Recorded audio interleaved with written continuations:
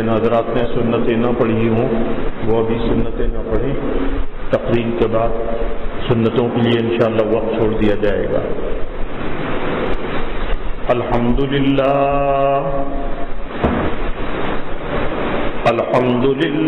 نحمده ونستعینه ونستغفره ونؤمن به ونتوکل علیہ ونعوذ باللہ من شرور انفسنا ومن سیئات اعمالنا من يهده الله فلا مضل له ومن يضلله فلا هادي له ونشهد أن لا إله إلا الله وحده لا شريك له ونشهد أن سيدنا وسندنا وحبيبنا وشفيعنا ومولانا محمدا عبده ورسوله صلى الله تعالى عليه وعلى آله وأصحابه وبارك وسلم أما بعد فأعوذ بالله من الشيطان الرجيم بسم الله الرحمن الرحيم ما كان محمد أبا أحد من رجالكم ولكن رسول الله وخاتم النبيين وكان الله بكل شيء عليما صدق الله العظيم۔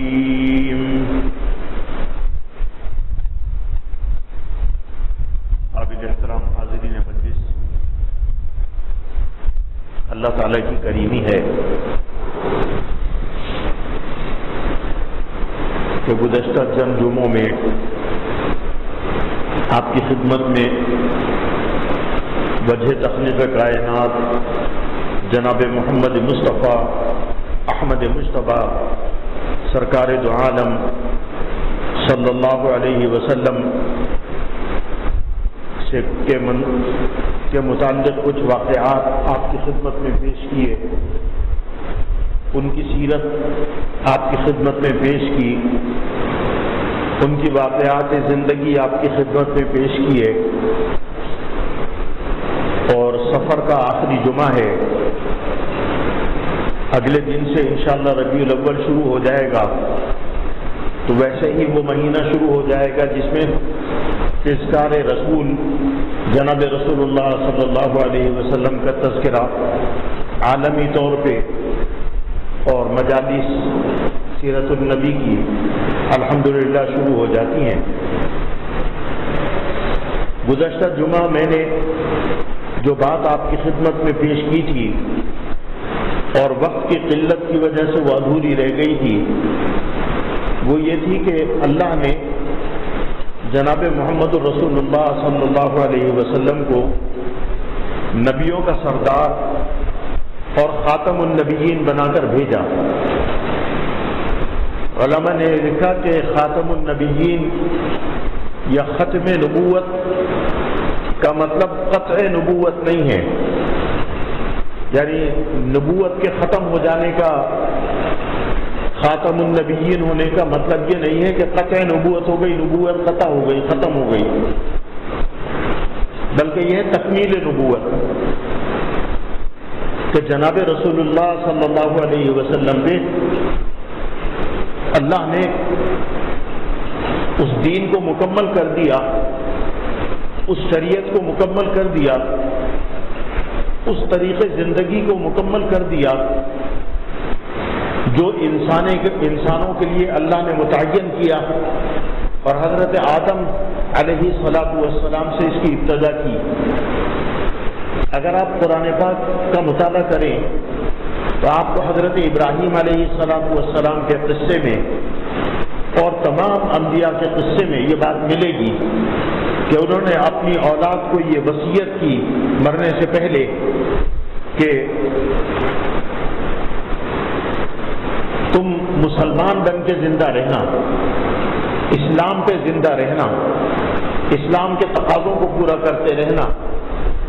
حضرت ابراہیم علیہ السلام نے اللہ کے پاس جانے سے پہلے جب اپنے بیٹوں سے پوچھا، حضرت اسماعیل سے اور حضرت اسحاق سے، کہ تم میرے بعد کیا کرو گے، تو انہوں نے کہا ہم اللہ کی پرستش کریں گے اور مسلمان ہو کر زندگی گزاریں گے۔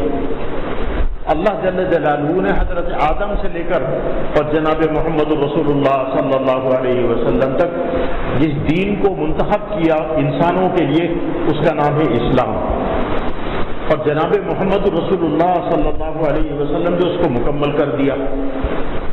علماء نے لکھا کہ نبیوں کے اول بھی تھے اور آخر بھی تھے۔ حدیث شریف میں آیا کہ رسول اللہ صلی اللہ علیہ وسلم نے فرمایا، اول ما خلق اللہ نوری۔ رسول اللہ فرماتے ہیں کہ کائنات میں سب سے پہلی چیز جو اللہ نے جل جلالہ نے پیدا کی وہ میرا نور ہے، یعنی نور نبوت صلی اللہ علیہ وسلم۔ قرآن پاک میں ہے کہ ہم نے زمین کو اور آسمان کو 6 دن میں پیدا کیا۔ خلق السماوات والارض فی 6 ایام۔ ہم نے زمین کو اور آسمانوں کو 6 دنوں کے اندر پیدا کیا۔ اور قرآن میں وَإِنَّ يَوْمًا عِندَ رَبِّكَ كَأَلْفِ سَنَةٍ مِّمَّا تَعُدُّونَ، کہ جو دن کی تم گنتی کرتے ہو اللہ کے نزدیک ایک دن جو ہے 1000 برس کا ہے۔ ہمارا تو دن تقریباً 12 گھنٹے کا ہوتا ہے، صبح شروع ہوا رات کو ختم ہو گیا، لیکن قرآن کہتا ہے وَإِنَّ يَوْمًا عِندَ رَبِّكَ كَأَلْفِ سَنَةٍ مِّمَّا تَعُدُّونَ، اللہ کے ہاں جو ایک دن ہے وہ تمہارے 1000 برس کے برابر ہے۔ تو علماء نے لکھا کہ جو قرآن پاک میں ہے کہ فی 6 ایام خلق السماوات والارض فی 6 ایام ثم استوى علی العرش، کہ اللہ تعالیٰ نے پوری کائنات، زمین اور آسمان اور مخلوقات 6 دن میں پیدا کی۔ 6 دن سے مراد ہے 6000 برس۔ کیوں؟ وَإِنَّ يَوْمًا عِندَ رَبِّكَ كَأَلْفِ سَنَةٍ مِّمَّا تَعُدُّونَ، اللہ کے ہاں جو دن کی گنتی ہے وہ 1000 برس کے برابر ہے۔ تو کہا 6000 برس کے اندر اللہ جل جلالہ نے یہ کائنات پیدا کی جس کا نام ہے زمین و آسمان۔ اور نور نبوت کو سب سے پہلے پیدا کیا۔ اول ما خلق اللہ نوری، مخلوقات میں تخلیق میں سب سے پہلی چیز جو ہے وہ نور نبوت صلی اللہ علیہ وسلم ہے۔ پھر حضرت آدم علیہ السلام کو پیدا فرمایا اور ان کی صلب میں اور ان کی پیٹھ میں جناب محمد رسول اللہ صلی اللہ علیہ وسلم کے نور کو رکھ دیا۔ بہت سارے علماء نے بڑی خوبصورت بات لکھی۔ بہت سے علماء تفسیر نے یہ لکھا کہ جب آدم علیہ، پہلے پارے میں پورا تذکرہ موجود ہے، پورا رکوع اور بھی قرآن پاک میں کئی جگہ، کہ جب آدم تخلیق کے ابتدائی مراحل سے گزارے جا رہے تھے تو فرشتوں نے اللہ سے کہا کہ اے اللہ، نحن نسبح بحمدک ونقدس لک، آپ کی تسبیح اور تقدیس بیان کرنے کے لیے ہم اتنی تعداد کم ہیں کیا؟ یا آپ ایک ایسی مخلوق کیوں پیدا کرنے جا رہے ہیں جو زمین میں فتنہ و فساد برپا کرے گی؟ اللہ جل جلالہ فرماتا ہے انی اعلم ما لا تعلمون۔ اور وہ فتنہ و فساد کیا ہے جو فرشتوں نے کہا کہ ابھی چند دن پہلے ٹی وی کے اوپر رینجرز کے سندھ کے جو ڈی جی ہیں ان کا انٹرویو آ رہا تھا، میں نے خود دیکھا۔ انہوں نے کہا کراچی شہر کے اندر، صرف ایک شہر کے اندر جس میں میں اور آپ رہتے ہیں، 1985 سے لے کر اگست 2017 تک 92,000 آدمی قتل کیا جا چکا ہے۔ میرا خیال ہے عام آدمی کو اتنی تعداد کا مجھے بھی نہیں پتا۔ انہوں نے ٹی وی کے اوپر یہ بات بتائی اور ان کی انفارمیشن آتھینٹک ہوگی کیونکہ ان کی ہی کارروائیوں کی وجہ سے تو یہ قتل عام اور قتل و قتال اور یہ بھتہ خوری وغیرہ اللہ تعالیٰ نے ختم کرائی ہے۔ تو انہوں نے کہا کہ 1985 سے لے کر اور اگست یا ستمبر 2017 تک اس شہر کراچی میں جہاں میں اور آپ رہتے ہیں 92,000 آدمی قتل کیا جا چکا ہے. مقتول کو یہ نہیں پتا تھا کہ مجھے کیوں مارا جا رہا ہے، قاتل کو یہ نہیں پتا تھا کہ میں کیوں مار رہا ہوں. یہ ہے فتنہ و فساد. تو فرشتوں نے کہا اے اللہ آپ ایک کسی مخلوق کیوں پیدا کرنے جا رہے ہیں جو زمین میں فتنہ و فساد برپا کرے گی؟ فرمایا انی اعلم ما لا تعلمون، جو میں جانتا ہوں تم نہیں جانتے. تو علماء نے یہ لکھا کہ جو تخلیق آدم پہ فرشتے اعتراض کر رہے تھے کہ یہ مخلوق نہ پیدا کرے، اس آدم کے پتلے کو اللہ تعالیٰ نے فرشتوں سے سجدہ کرا دیا، اس کو مسجود ملائک بنا دیا. قرآن میں نا فسجد الملائکۃ کلھم اجمعون الا ابلیس، کہ تمام فرشتوں نے اور حاضرین نے سجدہ کیا ماں سوائے ابلیس کے، تو انہیں مسجود ملائک بنا دیا. اب علماء نے دو باتیں لکھی. کچھ علماء نے یہ لکھا کہ علم جو آدم کو علیہ السلام کو اللہ تعالیٰ نے عطا فرمایا اس کو سجدہ کرایا، آدم کے پتلے کو نہیں سجدہ کرایا، اس علم کو سجدہ کرایا جو علم اللہ نے آدم کو دے دیا تھا، فرشتوں کو نہیں دیا. بعض علماء تفسیر نے لکھا نہیں، اس نور نبوت کو سجدہ کرایا جو آدم کے صلب میں اللہ تعالیٰ نے امانتاً رکھ دیا تھا، یعنی جناب محمد مصطفیٰ احمد مجتبیٰ سرکار دو عالم صلی اللہ علیہ وسلم کا نور نبوت جو تخلیق میں سب سے پہلے ہے اور دنیا میں اس کا ظہور سب سے آخر میں ہونا تھا نبیوں کے، اس کو صلب آدم علیہ السلام میں رکھا تو آدم عظیم بن گئے نور نبوت کی وجہ سے. جیسے ایک عام آدمی ہے، آپ اس کو حافظ قرآن بنا دیں، لوگ عزت کرنا شروع کر دیتے کہ اس کے سینے میں اللہ تعالیٰ نے حفظ قرآن پاک کی وجہ سے اس کے سینے میں قرآن کو محفوظ کر دیا. کسی کو بڑے عہدے پہ آپ بٹھا دیتے ہیں، لوگ عزت کرنا شروع کر دیتے ہیں. یعنی انسان دیکھنے میں سب ایک جیسے ہیں، شکلیں ایک جیسی ہیں، قد تقریباً ایک جیسے ہیں، آنکھ ناک سب کی ایک جیسی ہے، لیکن کسی نہ کسی وجہ سے آدمی کو اللہ تعالیٰ کسی کو فضلنا بعضهم علی بعض، کسی کو اللہ تعالیٰ کسی فضیلت عطا فرما دیتے ہیں. تو علماء نے لکھا کہ آدم کو جو یہ فضیلت اللہ جل جلالہ نے عطا فرمائی تو وہ فرشتے سجدے میں گر پڑے آدم کو جو اس کی تخلیق پہ اعتراض کر رہے تھے. آدم میں ایسی کون سی بات پیدا ہو گئی؟ فرمایا نور نبوت کا حامل ہو گیا کہ جناب محمد رسول اللہ صلی اللہ علیہ وسلم کا نور اللہ تعالیٰ نے امانتاً رکھ دیا کہ جب میں چاہوں گا اور جناب محمد رسول اللہ صلی اللہ علیہ وسلم کو دنیا میں بھیجا جائے گا تو یہ نور نبوت اس وقت ظاہر ہوگا. اور ایک عالم نے بڑی خوبصورت بات لکھی، انہوں نے کہا لوگ معراج النبی پہ اعتراض کرتے ہیں. ابھی بھی آپ نے دیکھا ہوگا بہت سارے ایسے لوگ ہوں گے، غیر مسلموں میں تو کتابیں بھری پڑی ہیں اعتراض پر کہ جی ایک آدمی رات کے تھوڑے سے حصے میں ایک انسان جو کہتا ہے قرآن میں قل انما انا بشر مثلکم یوحی الی، قرآن کی آیت ہے، کہتا ہے میں تمہارے جیسا انسان ہوں لیکن فرق یہ کہ مجھے اللہ کی وحی آتی ہے، تمہیں اللہ کی وحی نہیں آتی، میں اللہ کا نبی ہوں تم اللہ کے نبی نہیں ہو. تو بعض لوگ یہ اعتراض کرتے ہیں کہ رات کے تھوڑے سے سبحان الذی اسریٰ بعبدہ لیلا، رات کے تھوڑے سے حصے میں آسمانوں تک کیسے پہنچ گئے اور آسمانوں سے نیچے کیسے آ گئے؟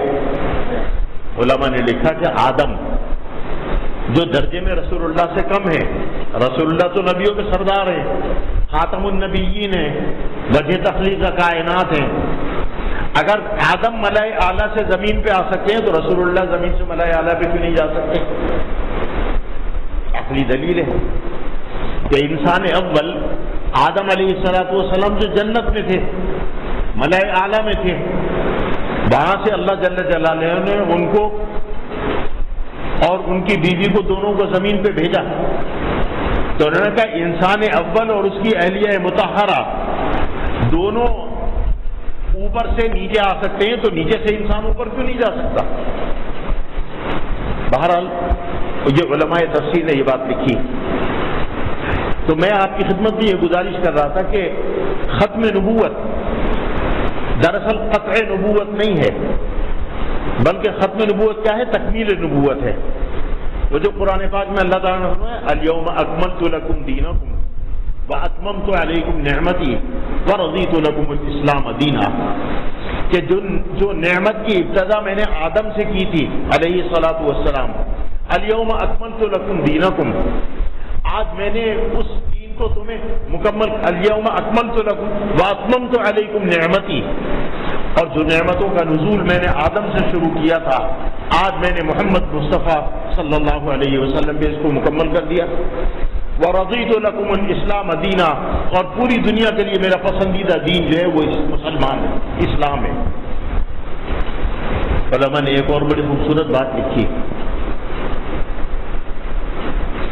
لکھا نبیوں کو ایسے معجزے عطا فرمائے جو مافوق الفطرت تھے، ان کے زندگی میں ان کے زمانے میں ان جیسا معجزہ کوئی پیش نہیں کر سکتا تھا، لیکن معجزہ عمل کا تھا، علم کا نہیں تھا۔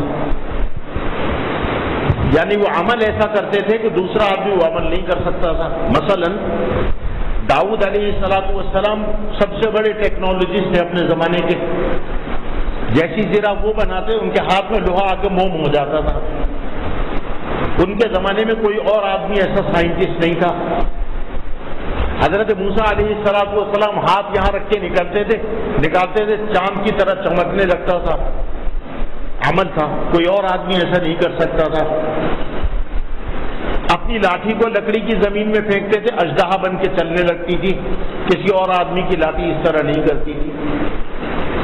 سلیمان علیہ السلام اپنے تخت میں بیٹھ کر اتنی دور کا سفر صبح کے وقت میں کر لیتے تھے جو اس زمانے کی سواری 1 مہینے میں کرتی تھی، باقی کوئی آدمی نہیں کر سکتا تھا۔ مسیح علیہ السلام بیمار کے اوپر ہاتھ پھیرتے تھے، اللہ تعالیٰ اس کو شفا عطا فرما دیتے تھے، کوڑھی کا کوڑ ختم ہو جاتا تھا، نابینا کو نظر اللہ تعالیٰ عطا فرما دیتے تھے۔ مردہ کو کہتے تو قم باذن اللہ، تو اللہ کے حکم سے مردہ زندہ ہو کے کھڑا ہو جاتا تھا۔ لیکن علماء نے لکھا یہ سارے عمل تھے، عمل عامل کے ساتھ ختم ہو جاتا ہے، ہر عمل کے لیے ایک عامل چاہیے، جب وہ عامل نہیں رہے گا تو عمل بھی ختم ہو جائے گا۔ میں اگر ایک تقریر آپ کے ساتھ میں کر رہا ہوں، اللہ کا اور اللہ کے رسول کا کلام پڑھ رہا ہوں، تو میں ایک عامل ہوں، کل جب میں دنیا میں موجود نہیں رہوں گا تو میرا عمل باقی نہیں رہے گا۔ اگر میں 2 رکعت نفل پڑھ رہا ہوں تو میرا عمل ہے، میں دنیا میں موجود نہیں رہوں گا، میرا عمل باقی نہیں رہے گا۔ فرمایا لیکن علم ایک ایسی چیز ہے کہ عامل چلا جائے پھر بھی باقی رہ جاتا ہے۔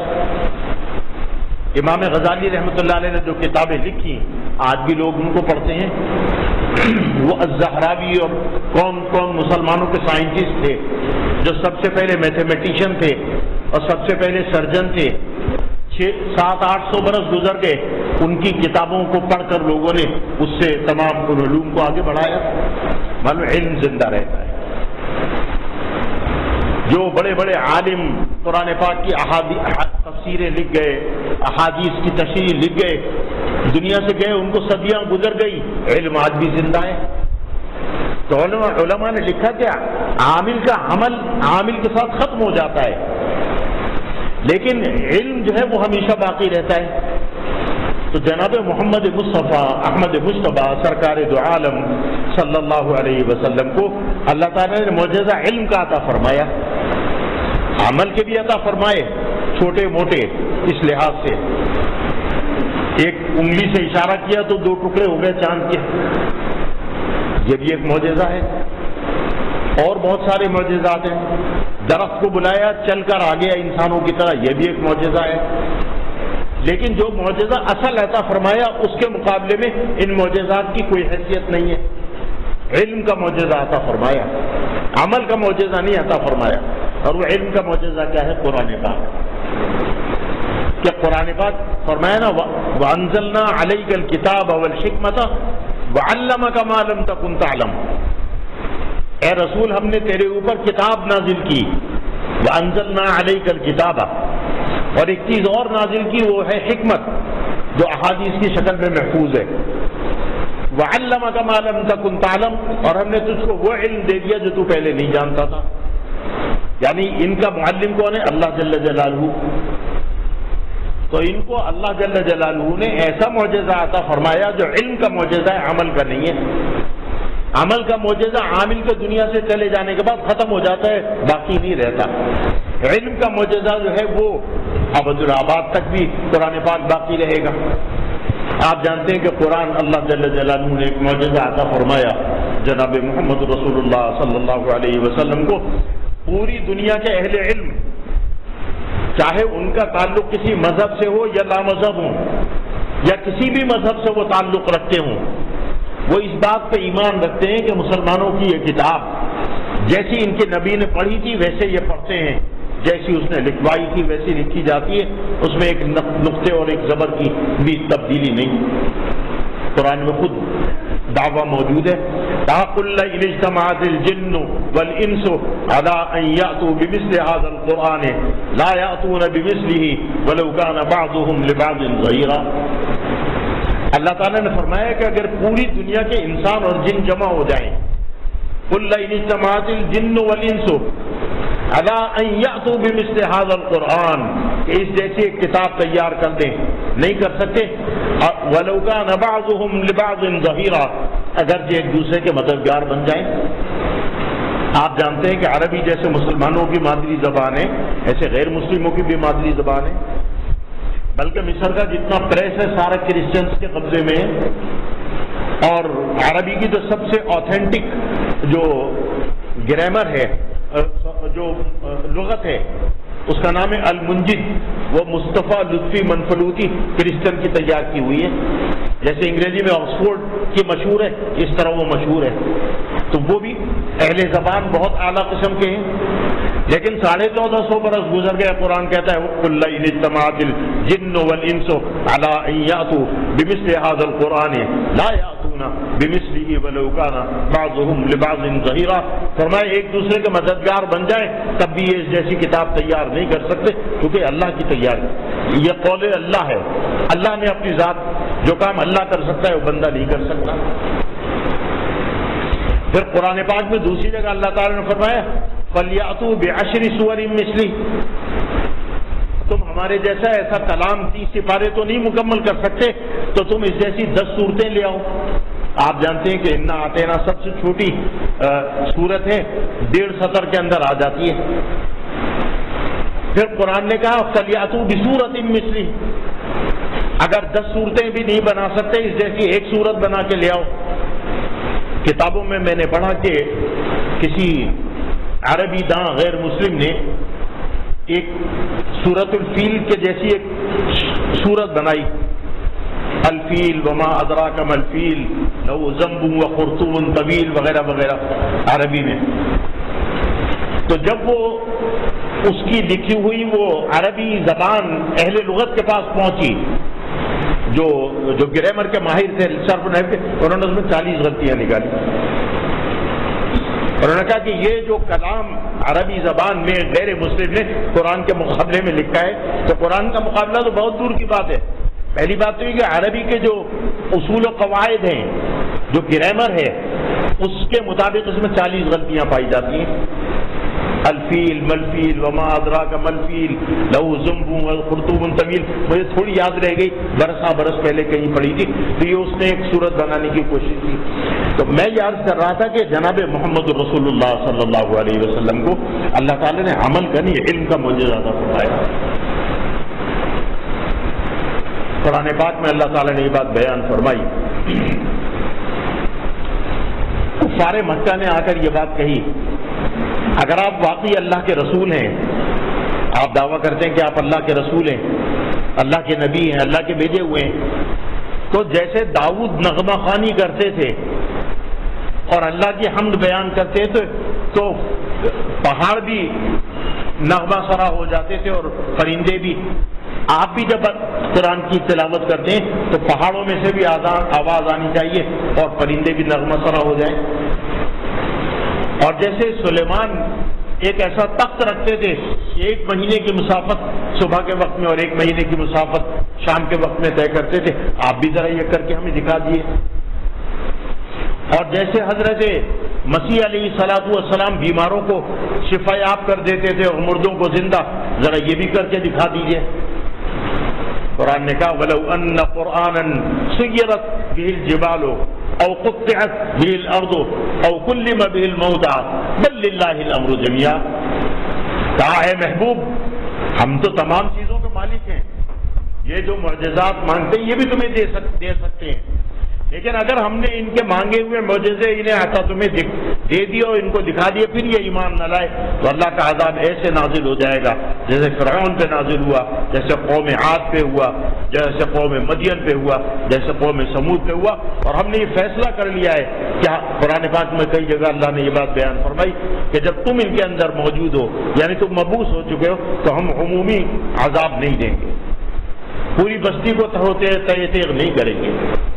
فرمایا قل لئن اجتمعت الجن، یعنی فرمایا کہ ولو ان قرآنا سیرت به الجبال او قطعت به الارض او کلم به الموتى بل للہ الامر جميعا، کہ اگر ان کے مانگے ہوئے یہ تینوں معجزے ہم تمہیں دے دیں اور تم ان کو دکھلا دو کہ پہاڑ بھی نغمہ سرائی کرنے لگیں اور پرندے بھی نغمہ سرائی کرنے لگیں اور ایک سواری پہ بیٹھ کے تم اتنا سفر صبح کے وقت میں طے کر لو جو 1 مہینے میں طے ہوتا ہے، اور مردہ پہ ہاتھ پھیرو اور کہو قم باذن اللہ، وہ اللہ کے حکم سے کھڑا ہو جائے، ہم یہ تینوں معجزات تمہیں دے سکتے ہیں، تم تو نبیوں کے سردار ہو۔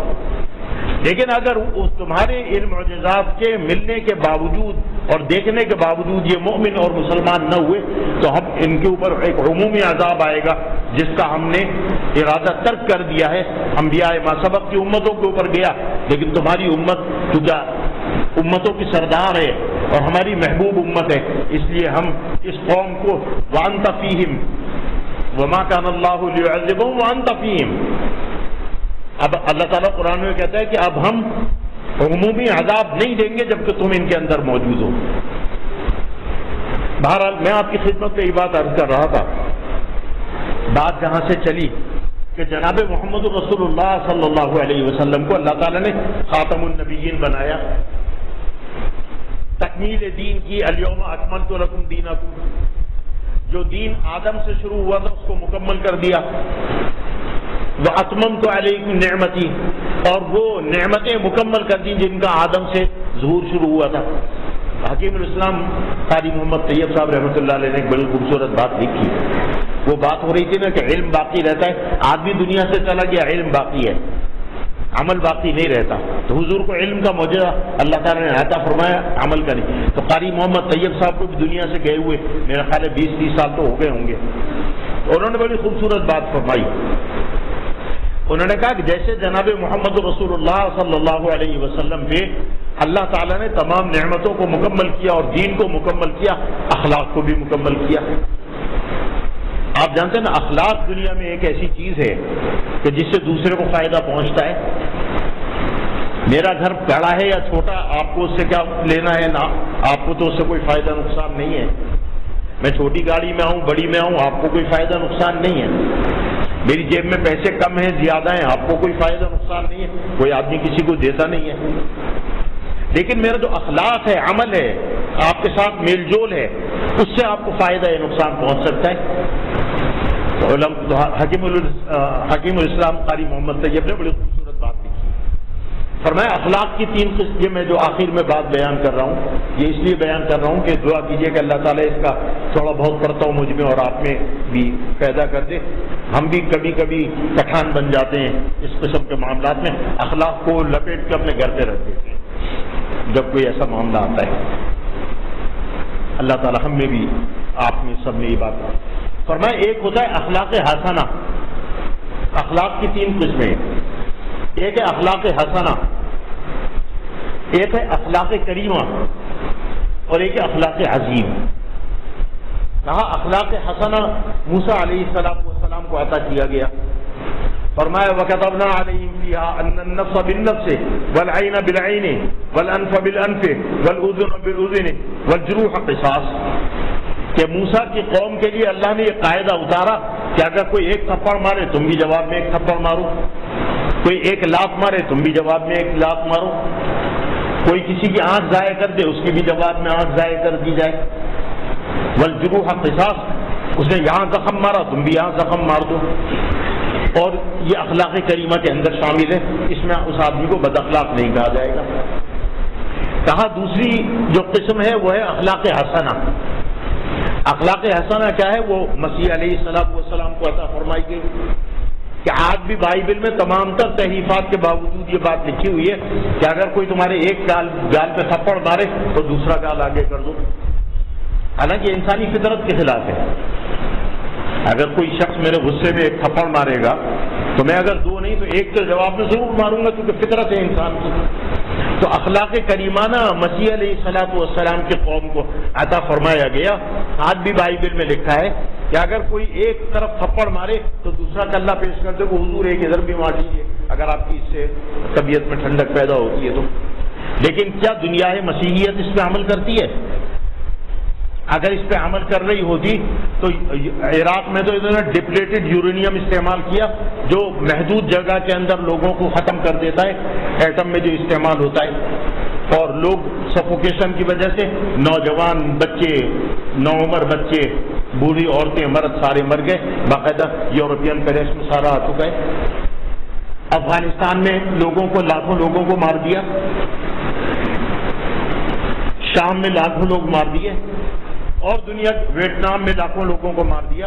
دنیا کے اگر آپ تاریخ اٹھا کر دیکھیں، میرا خیال ہے کئی کروڑ آدمی امریکی لوگ جو اپنے آپ کو مسیحی کہتے ہیں وہ قتل کر چکے ہیں بلا جواز. کہاں گئی وہ مسیح علیہ السلام کی تعلیمات؟ اور پھر حکیم الاسلام مولانا قاری محمد طیب رحمۃ اللہ علیہ نے بڑی خوبصورت بات لکھی، لکھا کہ جناب محمد رسول اللہ صلی اللہ علیہ وسلم کو اخلاق حسنہ نہیں دیا، اخلاق کریمہ نہیں دیا، اخلاق عظیم دیا. کہا وَإِنَّكَ لَعَلَىٰ خُلُقٍ عَظِيمٍ، اے نبیوں کا سردار تجھ کو ہم اخلاق کریمانہ تو موسیٰ کو دے دیا تھا، اخلاق حسنہ تو عیسیٰ کو دے دیا تھا، تجھ کو ہم کیا دے رہے ہیں؟ اخلاق عظیم. وَإِنَّكَ لَعَلَىٰ خُلُقٍ عَظِيمٍ، قرآن کی آیتیں. اے اللہ خلق عظیم کیا ہے؟ فرمایا وَجَزَاءُ سَيِّئَةٍ سَيِّئَةٌ بِمِثْلِهَا فمن عفا واصلح واجرہ علی اللہ.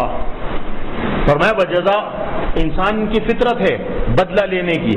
فرمایا وجزاء سیئۃ سیئۃ بمثلھا، کسی نے تمہیں نقصان پہنچایا تو تم اس کو اتنا ہی نقصان پہنچا سکتے ہو جتنا اس نے پہنچایا. ایک تھپڑ اس نے مارا ہے تو آپ جواب میں ایک مار سکتے ہیں، دو نہیں مار سکتے. لیکن فرمایا کہ یہ تو ہم نے موسیٰ کو بھی دے دیا تھا. رسول اللہ کی امت کو کیا دیا؟ فمن عفا، جس نے معاف کر دیا. آپ نے گالی بکی، سامنے والے نے معاف کر دیا. آپ نے تھپڑ مارا، اس نے مسکرا کے کہا بھائی کاہے کا غصہ مجھ پہ اتار رہے ہو، جواب میں بدلہ نہیں لیا. فمن عفا، معاف کر دیا. وہ اصلح، اور صلح کر لی. نہ صرف یہ کہ معاف کر لیا بلکہ اس سے بھائی چارگی کو اور بڑھا دیا. اور میں فاجرہ علی اللہ، تو اس کا اجر اللہ کے ہاں جمع ہو گیا. اور ایک حدیث میں جناب رسول اللہ صلی اللہ علیہ وسلم نے فرمایا، حدیث کا متن تو مجھے صحیح اس وقت یاد نہیں ہے لیکن مفہوم آپ کی خدمت میں عرض کر دیتا ہوں کہ جناب رسول اللہ صلی اللہ علیہ وسلم نے یہ فرمایا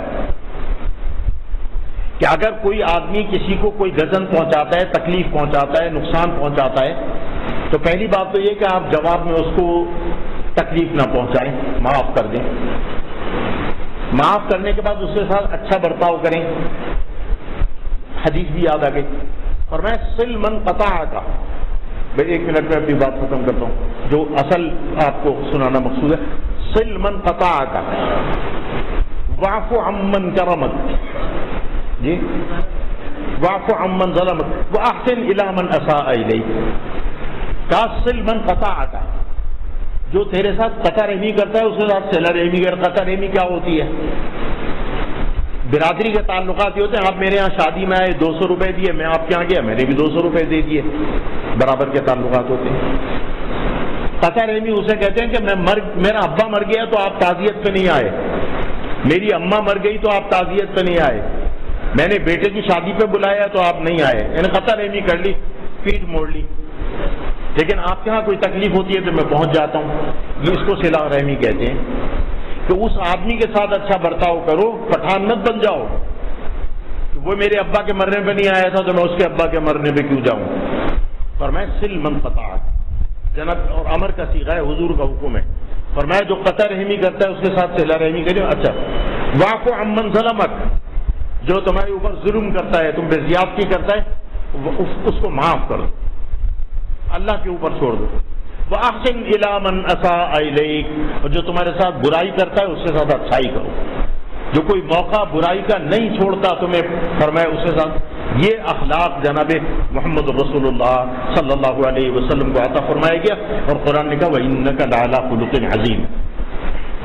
تو حکیم الاسلام قاری محمد طیب رحمۃ اللہ علیہ کے سبق کے مطابق میں بھی اپنا جائزہ لوں، آپ بھی اپنا جائزہ لیں کہ ہم رسول اللہ کے خادم تو کہلاتے ہیں، غلام بھی کہلاتے ہیں، اور یہ ایمان بھی رکھتے ہیں کہ ان کی جوتیوں کو لگے ہوئے ذرے ہم سے بہتر تھے، اور عاشق رسول بھی کہلاتے ہیں.